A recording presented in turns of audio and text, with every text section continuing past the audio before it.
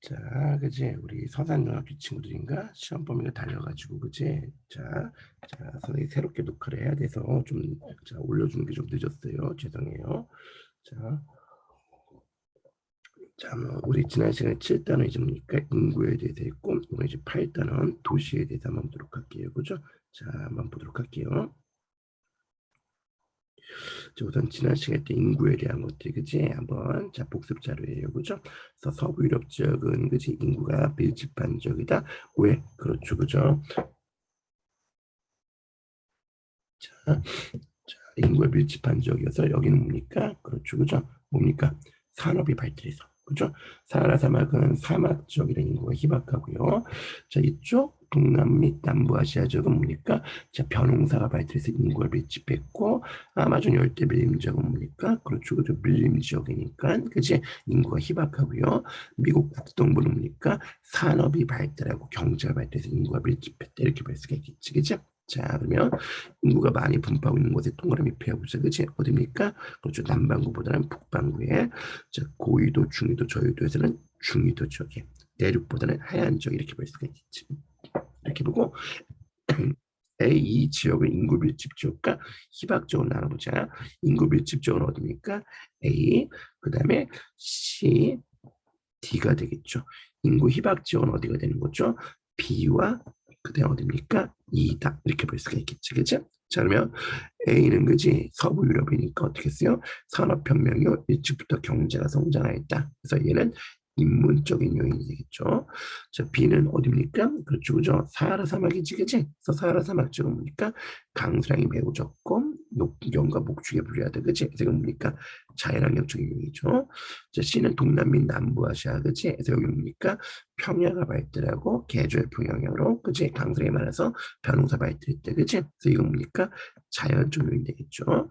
자, D, 미국 북동부, 그지? 뭡니까? 그죠? 경제 수준이 높고, 자, 교통 및 문화 시설이 잘 갖춰져 있다, 그지? 뭡니까? 인문적 요인이죠. 이 아마존 열대우림, 그지? 고온다습하여 인간이 거주가 불가능하다, 그지? 그래서 자연환경적 요인이다, 이렇게 볼 수가 있겠죠. 그래서 우리가 지도에서 밀집한 적, 희박한 적 이렇게 한번 볼 수가 있을 거예요. 이렇게 보고 자, 역시 그치 인구 이동에 대한 거야. 그치 이것도 한번 볼게요.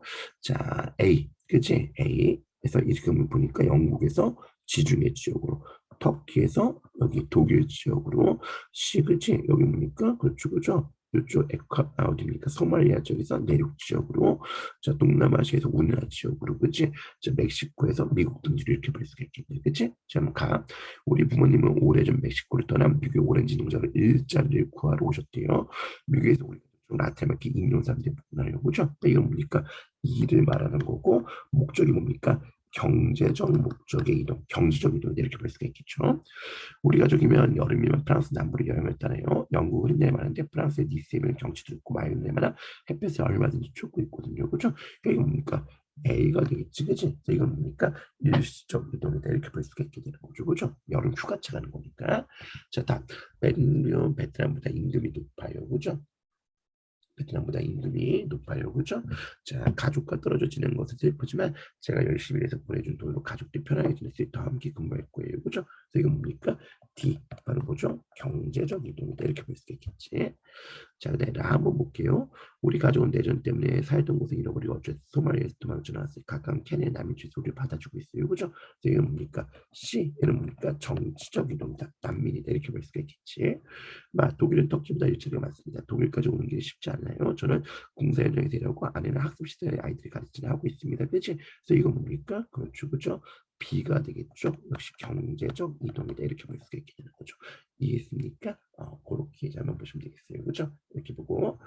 자, 이제 인구 이동의 이제 흐름에 대한 거고, 이제 여기서부터 이제 도시에 대한 내용이에요. 그죠? 한번 봐보도록 할게요.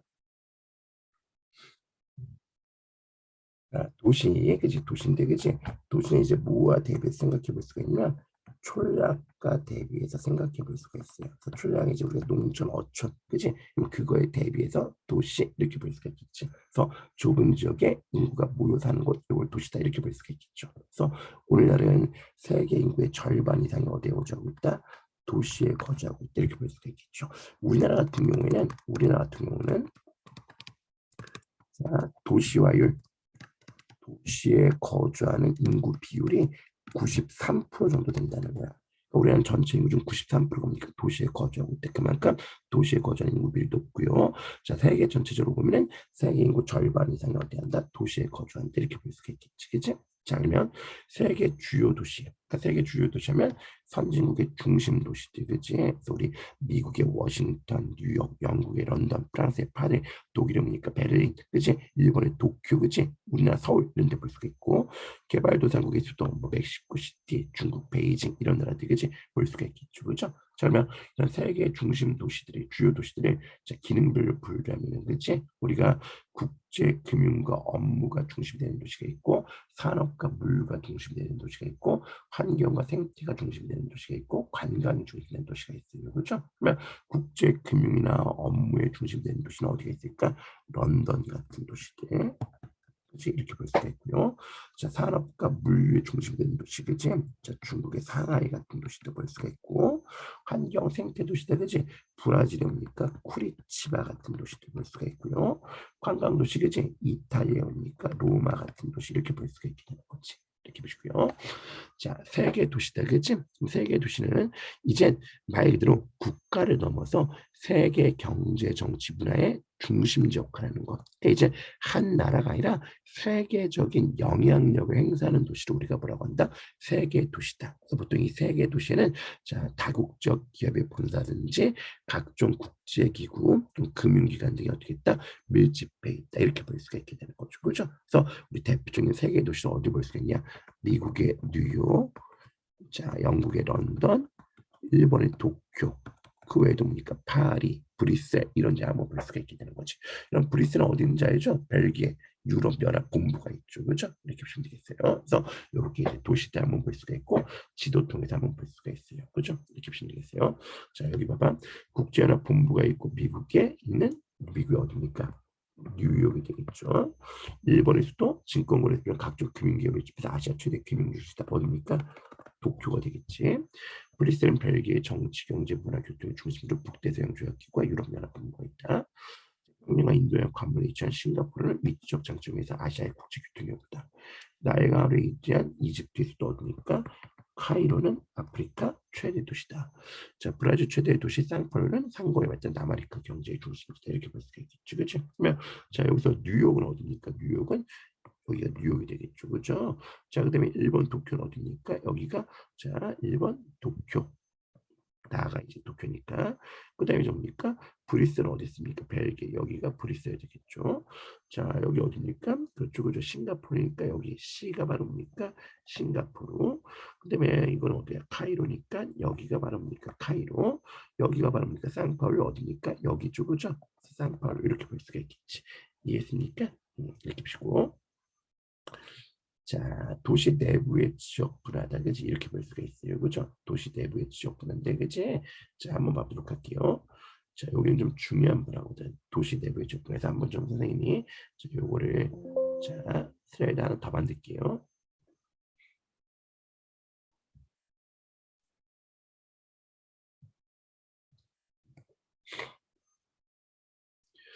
자, 도시 내부의 지역 분화라는 거 보면, 자, 이렇게 도시가 있어요.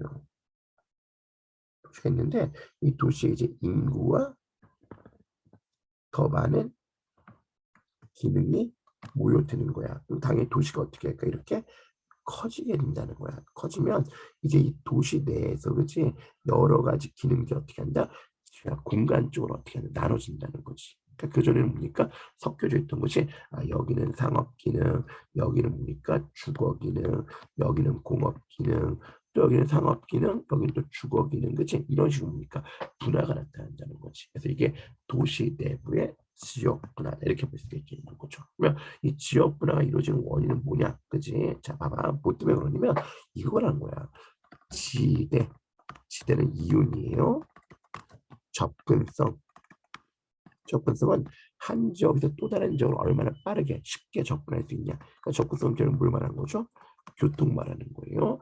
그다음에 또 뭡니까? 그렇죠, 그죠? 지가, 지가는 땅값 말한다는 거지. 그러면 이런 지대와 접근성, 지가에 따라서 뭐가 나타나냐면 집심 현상, 집심, 그치? 이심 현상이 나타난다는 거지.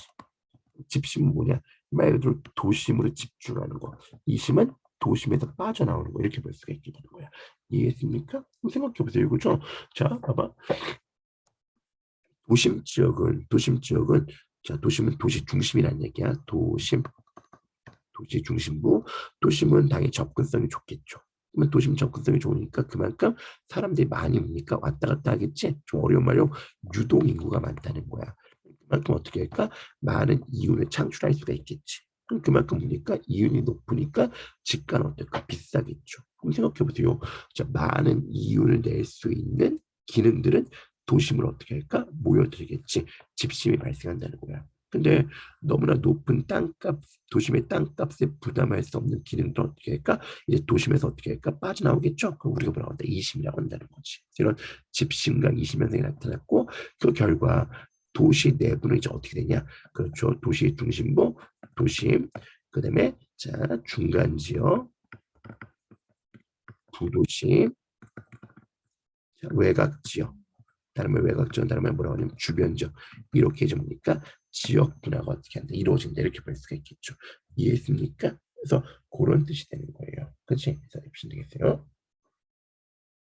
그래서 자 여기 나온 것처럼 그치 자 우리 금융기관이든지 대기업 본사 은행 관청 그치 이런 것들은 어떻게 합니까 도심으로 집중한다 근데 공장과 학교 그다음에 주택들 어떻게 해요 도심에서 빠져나온다 그치 이렇게 볼 수가 있겠죠 이 실현상이고요 자 그래서 실제 한번 뭡니까 한번 따져봤어요 그래프를 한번 그려봤더니 이렇게 볼 수가 있어요. 자, 여기가 도심이에요. 도시 중심부. 자, 근데 여기 뭡니까? 거리. 그치? 여기 Y축이 지대라는 거야. 그랬더니, 그치? 어떻게 되는 거야? 그치? 자, 상업과 업무 기능은 도심에서 이윤, 지대가 제일 높게 나타내요. 그리고 도심에서 멀어지면서 점점 지대가 감소한다. 그래서 얘는 상업, 업무 기능. 그 다음에 공업 기능은 역시 도심에서 지대가 제일 비싸요. 그게 점점 멀어지면서 점점 지대가 감소한다. 그래서 이게 공업 기능. 그다음에 주거 기능은 그지 주거 기능은 역시 도심에서 이윤이 제일 높아요. 그리고 점점 뭡니까 걸어지면서 멀어진다. 이게 주거 기능 이렇게 된다는 거야. 그럼 당연히 합리적으로 그지 생각해 보세요. 자 도심과 가까운 이 지역에서는 여기에서는 뭐예요? 상업 업무 기능의 비중이 이윤이 제일 높으니까 여기는 상업 업무 기능에 집중한다. 그다음에 여기서는 뭡니까 공업 기능. 여기서부터 여기는 주거 기능이 나타난다. 그래서 이렇게 도시 지역 분화가 이루어진다. 이렇게 볼 수가 있게 되는 거지. 이해했습니까? 이렇게 보시고요. 자, 그럼 도심 지역, 다른 말 중심 업무지구, 센트럴 비즈니스 디스트릭트, CBD 이렇게 부르는데 여기는 지대 창출 능력이 높다. 즉 높은 이윤을 창출하는 능력이 높아서 각종 중심 업무 기능이 밀집한다. 관공서, 대기업, 본사, 은행, 백화점 등이 집중한다는 거죠. 자, 그리고 여기는 집가가 높아요. 그러니까 건물이 자 여러분들처럼 옆으로 퍼지는 게 아니라 선생님처럼 보니까 점점 위로 올라간다는 거야. 집가가 비싸니까. 그래서 건물의 고층화와 밀집도가 나타난다. 그렇지? 이렇게 볼 수가 있고요. 자 그리고 여기는 교통이 편리해. 그래서 접근성이 매우 높다는 거지. 하지만 유동 인구가 많아서 교통이 항상 혼잡하다. 이렇게 볼 수가 있고 그 다음에 도심 쪽의 중요한 특징이 바로 뭐냐면 여기는 그지 이렇게 되는 거야. 여기는 낮에는 각종 중심 업무 기능이 밀집해 있으니까 유동 인구가 엄청 많다는 거야. 즉 낮에는 다른 말 주간 인구라고 해요. 유동 인구가 매우 많다는 거지. 근데 밤이 되면 어떻게 될까? 밤이 되면 여기는 도심 지역이니까 집가가 비싸. 그러니까 상대적으로 아파트나 주택 같은 주거 기능이 부족하다는 거지. 그러니까 밤 되면 대부분 사람들이 퇴근해서 돌아간다는 거죠. 그래서 여기는 밤에는 상주 인구, 다른 말 거주하는 인구란 말이야. 상주 인구, 다른 말 보니까 야간 인구가 되겠죠. 상주 인구가 매우 어떻다? 적다 이렇게 볼 수가 있게 되는 거지. 그러면 자 낮에는 주간 인구는 매우 뭡니까 인구 밀도가 높은데 밤에는 상주 인구가 적어요. 야간 인구가 적다는 거지. 낮과 밤 대 인구 밀도의 차이 이런 인구 밀도의 차이. 그래서 우리가 이걸 뭐라고 하냐면 인구 공동화 현상이다. 이렇게 부르게 된다는 거죠. 인구 공동화 현상이 발생한다. 이렇게 보시고 자 부도심은 그지 도심의 기능을 분담하는 거야. 그러니까 도심에 지나치게 많은 기능이 밀집돼 갖고 이제 문제가 생기니까 그걸 부담하게 한 게 뭡니까? 부도심이다. 그래서 이 부도심은 도심과의 교통이 편리한 지역에 위치한다. 그래서 역시 이 부도심도 도심과 마찬가지로 각종 중심 업무 기능 나타나고 건물의 고층을 나타난다. 이렇게 볼 수가 있겠죠. 자, 중간적은 뭐냐면 생각해봐. 여기가 도심이야. 도심이고 그다음에 도심과의 교통이 편리한 이런데 부도심이 이렇게 있는 거야. 이런데 부도심이 이렇게 있는 거야. 그러면 중간 지역은 이렇게 도심의 외곽적 이런 데가 중간 지역이야. 생각해봐. 도심의 각종 중심 업무 기능에 밀집하니까 이제 원래 도심에 있었던 소규모 학교나 소규모 병원, 주택, 공장 같은 것들은 어떻게 할까? 밖으로 빠져나오겠지. 근데 미처 빠져나오지 못하고 도심 주변에 어떻게 했다? 혼재돼 있는 거. 그래서 상대적으로 뭡니까? 낙후된 슬럼가를 형성하는 거. 여기 바로 뭡니까? 중간 지역이다. 이렇게 보시면 되겠죠. 그래서 도심에 가까운 곳은 주로 주택과 상가가 나타나고 도심에서 멀어질수록 신흥주거가 이제 공장이 섞여 있기도 하다. 이렇게 볼 수가 있게 되는 거지. 이해했습니까? 이게 이제 중간적이고요. 자, 외곽지역은 이제 대규모 주거단지나 보니까 공업단지가 어떻게 한다? 조성된다. 그래서 여기는 주간인구와 상주인구 중에서 상주인구, 낮보다는 밤의 인구가 더 많다. 그치? 이렇게 보시면 되겠죠. 그죠? 그래서 새롭게 시가지가 조성되고 대규모 아파트 단지라든지 대형 쇼핑몰 같은 것들 또 보니까 대규모 공장지대 같은 것들 나타난다. 이렇게 볼 수가 있겠지. 이렇게 보고 자 그러면 이렇게 이제 부도심이 있고 이런데 이제 주변 지역, 그치? 주변 지역, 외곽 지역이 있고요. 자 그다음에 그 밖에는 이제 그 개발 제한구역 그린벨트가 조성해서 도시가 무질서하게 팽창을 방지하고 도시의 녹지 공간을 보호한다. 이렇게 볼 수가 있게 되는 거죠. 이해했습니까? 그래서 이렇게 도심, 부도심, 중간지역, 외곽지역 이렇게 나눠지게 된다는 거 기억하고 각각의 특징에 대해서 기억해 볼 수가 있어야 되겠지. 이렇게 보시고요. 자, 그럼 봐보세요. 그죠? 자, 여기가 우리 서울이에요. 이게 한강이고, 그러면 가가 바로 뭡니까? 서울의 중구 바로 뭡니까? 도심 지역이고요. 자, 나는 뭡니까? 외곽 지역이야. 자, 그럼 가는 도심 지역이고, 나는 외곽 지역이에요. 그러면 자, A는 도심에서 높게 나타나는 거고, B는 외곽 지역에서 높게 나타나는 거래. 그러면 집과 땅값은 어디에서? 도심이 높겠죠. 주간 인구 밀도는 어디가 높겠어요? 도심이 높겠죠. 낮에 인구 밀도 도심이 높겠죠. 야간 인구 밀도는 어디입니까? 외곽이 더 높겠죠. 초등학교에서는 당연히 사람들이 많이 사는 외곽 쪽이 더 많겠죠. 대형마트에서 어디가 더 많습니까? 외곽 쪽이 더 많겠죠. 그죠? 왜? 대형마트는 뭡니까? 우리가 일상생활용품을 대규모로 파는 거잖아요. 그치? 외곽 쪽이고요. 평균 기온은 어디니까? 도심 쪽이 더 높다는 거야. 왜? 도심 쪽은 다 아스팔트로 포장돼 있고 고층 건물에서 나오는 난방열, 냉방열, 그치? 이런 것 때문에 도심의 평균 기온이 더 높다. 이렇게 되는 거겠죠. 이해했습니까? 이렇게 보시고요. 자, 옆에 봐보자. 자, 기능 지역구나 나타난다. 지대 지배 능력이다. 중심 업무기대 이심이다. 인구 공동이다. 각 기능의 지역분하다. 접근성과 지대의 차이에 따라 발생해. 값은 맞는 거네. 니은 도심에서 주거 기능이 상업 기능보다 대체로 높아요. 그죠? 이거 무슨 소리야, 그지? 도심에서는 뭐죠? 상업 기능이 주거 기능보다 뭡니까? 훨씬 더 지대 지배 능력이 높죠, 그죠? 그러니까 을은 틀렸네요. 자, 디귿으로 대기업 본사나 금융기관 본점 등이 있어요. 맞죠? 중심 업무 기능. 리을은 도심에서 주변적으로 기능 이전하는 거예요. 맞죠? 그죠? 20. 미음은 도심의 상주 인구, 상주, 거주하는 인구가 감소하고 주간 인구가 증가하는 거다. 맞죠? 그죠? 낮과 밤 사이 인구 밀도의 차이 나타난다. 그래서 옳지 않은 것은 뭡니까? 2번이다. 이렇게 볼 수가 있겠지. 이해했습니까?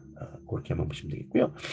자, 그럼 도시화다, 그치? 도시화는 뭐냐? 그렇죠. 산업화에 따라서 이제 이촌 향도에서 나타나요. 이촌 촌락을 떠나서 도시로 향한다. 이촌 향도에서 나타났고 그에 따라서 도시에 거주하는 인구가 증가하고 도시적 생활 양식이 확산되는 거 이걸 도시화다 이렇게 부르게 된다는 거지. 이해했습니까? 그래서 이제 도시 주민들의 경제 활동이 제조 2차 산업이라고 하죠.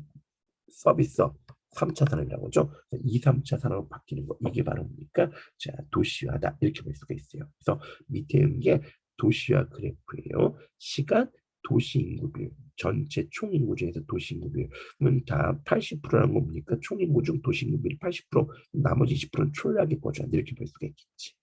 자, 그럼 초기 단계는 아직 도시 거주 인구 비율이 뭡니까? 2, 30% 미만이야. 그러니까 대다수 인구는 어디니까 촌락에 거주한다. 그치? 그래서 초기 단계는 대다수 인구가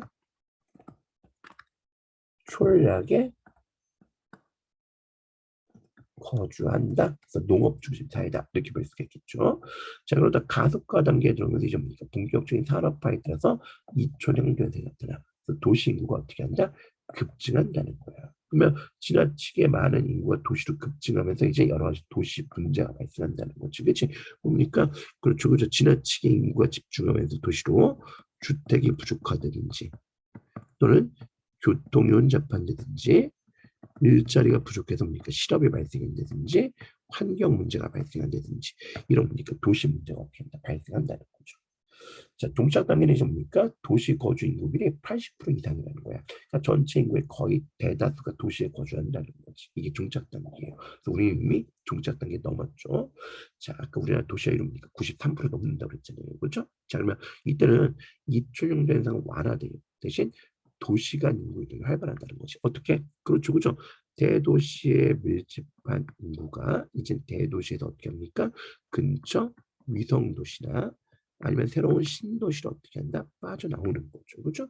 자, 또 이제 아예 도시에서 그지? 좀 더 이제 쾌적한 환경이 나타나는 촌락으로 인구가 빠져나가는 역도시 현상. 거꾸로 줍니까? 도시에서 촌락으로 인구가 빠지는 역도시 현상이 발생한다. 여기 종착 단계 이렇게 볼 수가 있겠죠. 이해했습니까? 그렇게 한번 보시면 되겠어요. 그죠?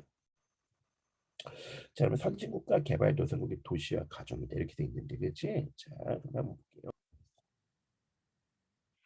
자, 그러면 선진국은 그지? 18세기 반 산업혁명 이후 산업화와 함께 도시화가 진행됐어요. 그죠? 그래서 여기 그림에 나온 것처럼 이제 18세기 산업혁명 이후 그지? 자, 점진적으로 완만하게 어떻게 했다? 자, 도시화가 어떻게 했다? 이루어졌다는 거지. 그래서 오랜 기간에 걸쳐서 점진적으로 도시화가 이루어졌고, 그치?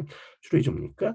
촌락에서 도시로 인구 이동, 즉 이촌 향도 현상이 뭡니까? 도시화가 어떻게 했다? 이주가 이루어졌고, 최근에 이제 뭡니까? 도시화가 정체되거나 역도시 현상 발생한다. 그치? 이렇게 보고. 근데 개발도상국은 그치? 20세기 중반, 즉 2차 대전 이후 도시화가 진행된다는 거지. 그래서 자, 지나치게 빠른 속도로 도시화가 진행되면서 여러 가지 문제점이 어떻게 했다? 발생을 하게 된다는 거죠. 그래서 촌락의 인구가 도시에 빠르게 유입되고 더불어 인구의 자연적 증가도 어떻게 한다? 빠르게 이루어지고 있다. 그래서 수위도시는 그 나라에서 가장 큰 도시. 그러니까 우리에서 뭡니까? 서울 되는 거죠. 그렇죠? 이렇게 볼 수가 있겠지. 이렇게 보고 자, 그러다 보니까 이제 어떤 문제점이 나타나냐, 그치? 선진국의 도시 문제, 그치? 우선 여기는 도시의 역사가 오래돼 보니까 이제 인구 감소나 시설 노후화 등으로 보니까 도시의 활력이 줄어든다는 문제점이 있고 또 도시 성장 초기에 도심에 건설된 건물이 낡고 허름해지고 있다. 그 불량 주거 지역이 형성돼 있고 그런 적이 좀 보니까 범죄나 노숙자 문제 같은 것들, 그치? 이런 문제점이 나타났고요. 개발도상국은 뭡니까? 인구가 지나치게 빠르게 증가해. 특히 도시로 인구가 빠르게 증가하고 집중하면서 도시 내 기반 시설, 여러 가지 주택, 일자리 같은 기반 시설 부족하고 빈민층이 형성된다. 그죠? 또 환경 문제, 실업 문제 등 이런 등등등의 문제점이 나타난다. 이렇게 볼 수가 있겠죠. 그죠? 자, 그러면 살기 좋은 도시다, 그지? 그럼 살기 좋은 도시 여기 있는 것처럼 멜버른, 오스트인, 캐나다 밴쿠버, 그다음이니까 핀란드 헬싱키 같은 살기 좋은 도시, 그지?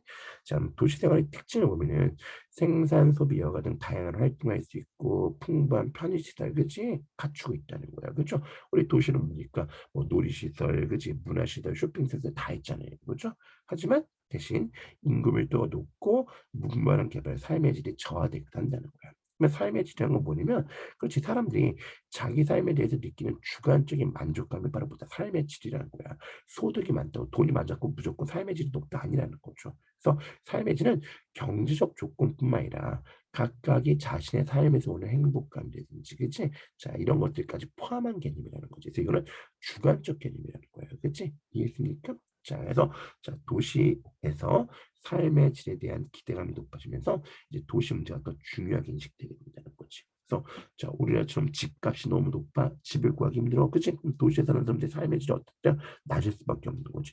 내 집이 없어서 뭡니까? 계속 이사 가야 돼, 그치? 삶의 질이 낮아질 수밖에 없는 거죠, 그죠? 그래서 이런 주택 부족 문제, 자, 교통 문제, 그지? 매일 출퇴근마다, 그지? 교통 문제로 한두 시간씩 걸려, 그지? 그럼 삶의 질 높일 수가 없는 거잖아요, 그지? 환경 문제, 그지? 매일같이 뭡니까? 환경이 더러워, 그지? 미세먼지 있어, 그지? 그럼 삶의 질 높일 수가 없는 거잖아요, 그죠? 그래서 자, 이런 문제를 해결해야지, 개선해야지. 자, 우리 도시의 삶의 질 높일 수가 있다, 이렇게 볼 수가 있겠죠, 그죠? 이렇게 보고, 자, 살기 좋은 도시의 특징이다. 그래서 경제 활동이 다양하고 활발하다, 적정 규모 인구가 거주한다, 자연환경이 쾌적하다. 기반 시설이 잘 구축돼 있다. 자, 사회적 안정성이 높다. 그래서 이런 편의 시설이 잘 갖춰져 있다. 이런 것들이 뭡니까? 잘 갖춰진 것이 우리가 살기 좋은 도시다. 그래서 대표적인 도시를 이렇게 볼 수가 있겠죠. 이해했습니까? 그래서 이렇게 도시에 대한 거고, 여기도 이제 뭡니까? 이제 지도 통해서 어떤 도시가 어디 위치한지 이런 것들 파악하는 것도 되게 중요하다는 거 기억하셔야 됩니다. 알겠습니까? 요 파트까지 여러분들 문제 다 풀어놔야 돼요. 다음 시간까지, 그지? 그래서 다음 시간에 선생님 여기 파트 우리 인구랑 도시에 대해서 시험도 봐보도록 할게요. 알겠습니까? 고생했어요.